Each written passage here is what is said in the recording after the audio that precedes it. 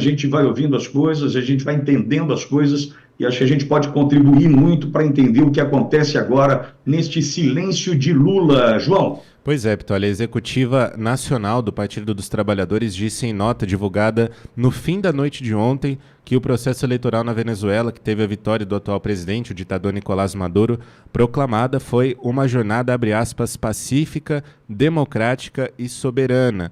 É importante que o presidente Nicolás Maduro, agora reeleito, continue o diálogo com a oposição. Fecha aspas.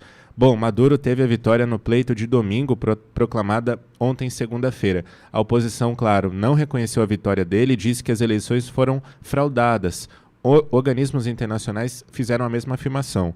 Maduro expulsou os embaixadores de países que não aceitaram sua eleição e definiu como, abre aspas, drogados e armados, fecha aspas, os manifestantes que protestam contra ele em cidades venezuelanas após a proclamação dele como presidente. Em nota, o PT disse que o processo eleitoral foi uma jornada pacífica, democrática e soberana. Abre aspas. Temos a certeza de que o Conselho Nacional Eleitoral, que apontou a vitória do presidente Nicolás Maduro, dará tratamento respeitoso para todos os recursos que receba, nos prazos e nos termos previstos na Constituição da República Bolivariana da Venezuela. Fecha aspas. O partido do presidente Lula afirmou que seguirá vigilante para contribuir na medida de suas forças para que os problemas da América Latina e Caribe sejam tratados pelos povos da nossa região sem nenhum tipo de violência e ingerência externa. Abre aspas. Importante que o presidente Nicolás Maduro siga no sentido de superar os graves problemas da Venezuela, em grande medida causados por sanções ilegais. Fecha aspas, fazendo aí uma alfinetada aos Estados Unidos. Pitoli. Bom, vamos lá, João. O comentário talvez seja até um pouco extenso, mas acho necessário. Quando a gente fala dessa eleição na Venezuela e esse reconhecimento de uma eleição pacífica, soberana e democrática, né, por parte do PT, a gente precisa fazer aqui uma análise um pouco mais extensa. Primeiro, a gente precisa falar sobre o Foro de São Paulo, criado em 1989 por Lula e Fidel Castro, e que tinha o objetivo, nitidamente, de dominar a América Central, Caribe e América do Sul, pintando todo esse mapa de vermelho. O vermelho do socialismo, o vermelho do comunismo, que não deu certo em Cuba e não deu certo em nenhum outro lugar do planeta. Mas o objetivo, criado o Foro de São Paulo, era pintar a América Central, Caribe e América do Sul, tudo isso de vermelho e todos sabem disso. A derrota de Nicolás Maduro significa, ao meu ver, nitidamente, o fim do Foro de São Paulo. O fim do Foro de São Paulo. A derrota de Nicolás Maduro, sem dúvida alguma, é a peça que faltava ser quebrada, arrebentada, dizimada, para a gente, de uma vez por todas, ver o fim do Foro de São Paulo. Por quê? Porque nós sabemos como Lula chegou ao poder no Brasil. Isso ninguém tem mais nenhuma dúvida. Né? Então, já que a gente tem agora essa oportunidade de extirpar, acabar de uma vez com a ditadura na Venezuela, nós abrimos uma possibilidade, enfim, de pôr ponto final ao Foro de São Paulo. E aí preciso fazer uma outra ligação bastante importante. E a ligação que se faz necessária fazer é com relação ao financiamento de campanhas na América Central, Caribe e América do Sul, a partir do narcotráfico, do narcoestado. E aí entra um personagem importante nisso, chamado Hugo Carvajal, que está preso, está nos Estados Unidos, em função de quem está no poder hoje, ser Joe Biden. Os democratas, né, os socialistas americanos não apertaram e não vão apertar Hugo Carvajal para entender, de fato, como este participou efetivamente na distribuição de recursos oriundos da venda de drogas, do narcotráfico internacional, para financiar campanhas eleitorais que colocaram estes ditadores socialistas e comunistas no poder. Não adianta a gente não tocar no assunto, não adianta a gente deixar para depois e falar assim, olha, é verdade, o problema está na lisura do processo. A gente precisa tocar nesse assunto, é um assunto sensível, é um assunto perigoso, entretanto, nós precisamos falar sobre isso.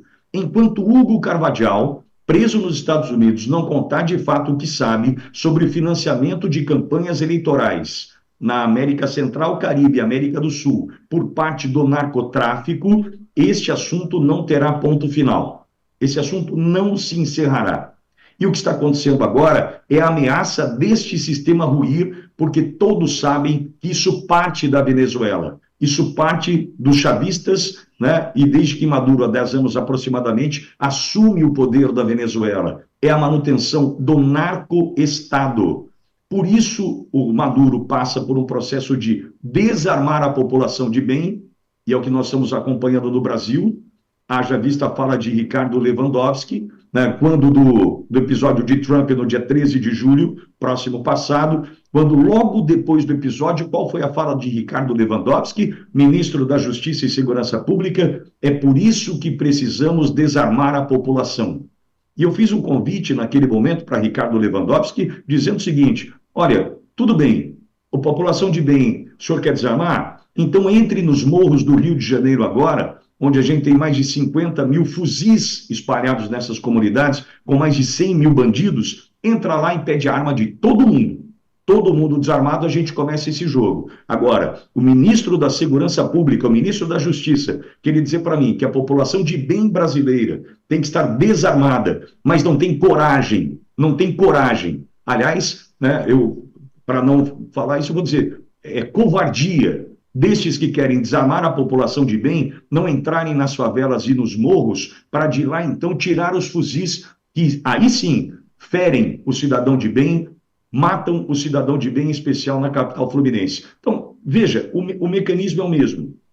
Só que na Venezuela, um pouco mais avançado que o nosso. Desarmaram todo mundo, desnutriram todo mundo, e agora a população está fragilizada, a população sofre com os arroubos de Nicolás Maduro, com as ameaças de Nicolás Maduro e com esse insano que está e quer continuar no poder. Só que o querer continuar no poder passa por essa relação com o narco-estado, passa por essa relação com o narcotráfico, que, eu repito, financia não só a campanha dele, não só a campanha do Maduro, financia outras campanhas, se é que você já me entendeu, na América Central, Caribe e América do Sul. Vamos a Lula não reconhecer essa questão, embora o PT tenha reconhecido. E o PT é o partido de quem?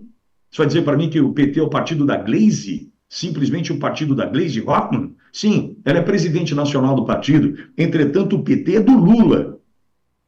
E o Lula, quando, muito provavelmente, hipoteticamente, ou supostamente, como eles gostam de usar, deve ter determinado assim: olha, eu não vou me posicionar ainda, porque está todo mundo batendo nessa questão, inclusive a Globo News, então eu não vou me posicionar, mas o partido pode se posicionar, porque o partido é uma instituição. Né?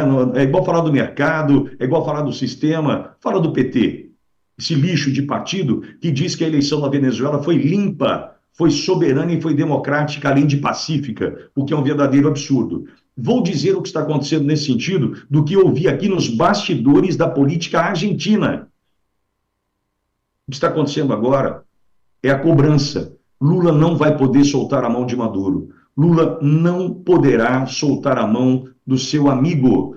Mais do que isso, Lula não vai poder soltar a mão do seu sócio. Lula não vai poder soltar a mão do seu parceiro de todas as horas, que ele fez questão de receber no Brasil, numa afronta aos brasileiros de bem, com aquele tapete vermelho, logo depois de tomar posse naquela reunião ridícula que teve no Brasil do Mercosul. Então, veja, o que nós estamos vivendo hoje, com relação ao silêncio do Lula, Lula não pode soltar a mão de Maduro.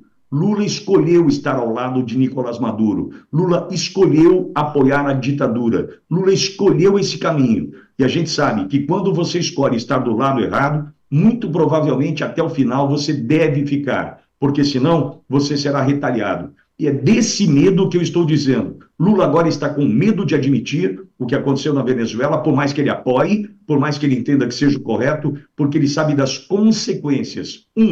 Se ele admite tudo o que aconteceu na Venezuela com relação à fraude, porque houve fraude, todos nós sabemos, se ele admite, ele desonra o seu amigo, seu sócio, seu companheiro, seu parceiro. Se ele diz que foi um processo com lisura, pacífico, soberano e democrático, ele desagrada o seu eleitorado, porque no Brasil hoje todos estão contra Maduro. Haja visto o que disse a Globo News, o João me disse que o vídeo já foi veiculado aqui ontem, com relação à contagem, olha só o termo usado pela Globo News, safadinha, né?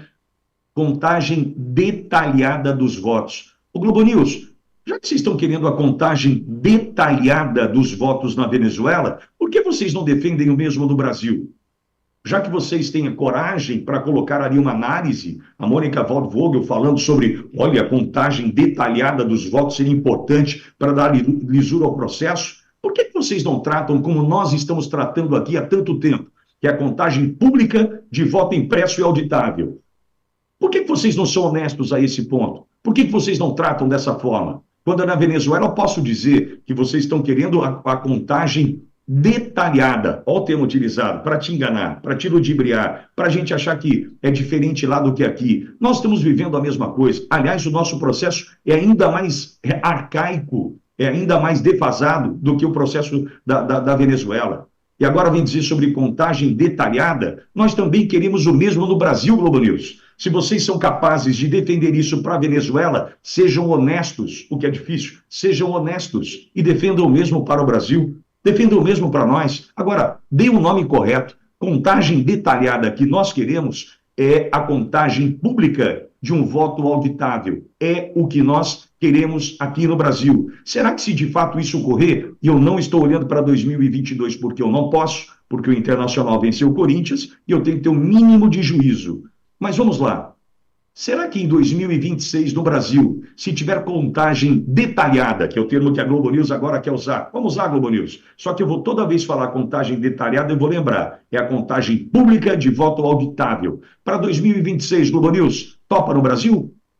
Começa uma campanha aí, Mônica, né? Não é a boa? Não é a boa da vez? Então, bora, vamos lá. Defenda a campanha pelo voto, né, com contagem detalhada, ou seja, contagem pública e auditável, que eu estou junto com você. Agora, se essa honestidade só vale para contagem detalhada, ou seja, contagem pública e auditável dos votos na Venezuela, não tem honestidade nenhuma nessa comunicação da Globo News. Só tem o interesse em falar o que estão falando aqui no Brasil, diante dos absurdos que acontecem e mais. Porque Maria Corina Machado, é importante a gente lembrar, ela não é de direita, ela não é de extrema direita. Aliás, ontem o Maduro falou no seu comentário sobre Elon Musk, com relação a essa história de extrema-direita, enfim, já descolando do Bolsonaro, né? Porque extrema-direita no Brasil não é o Bolsonaro, Globo? Então, já que há esse descolamento, vale lembrar que Maria Corina Machado e o Edmundo Gonzalez não são da direita, é centro-esquerda. Só que hoje a Venezuela está tão à esquerda, está tão à extrema esquerda com Maduro, que qualquer coisa menor que isso, ou seja, centro-esquerda, né, no caso de Maria Corina Machado e de Edmundo Gonzalez, já vale para Globo, já vale para a turminha Sapatênis, Faria Limers e os caras que fizeram L aqui. Então a gente tem que ser honesto, e eu perdoe a extensão, mas era necessário. Eu ouvi cada coisa aqui, né, na Argentina com relação a esse silêncio do Lula, o silêncio em função do amigo, sócio, parceiro, companheiro Nicolás Maduro deve permanecer, porque Lula está entre a cruz e a espada.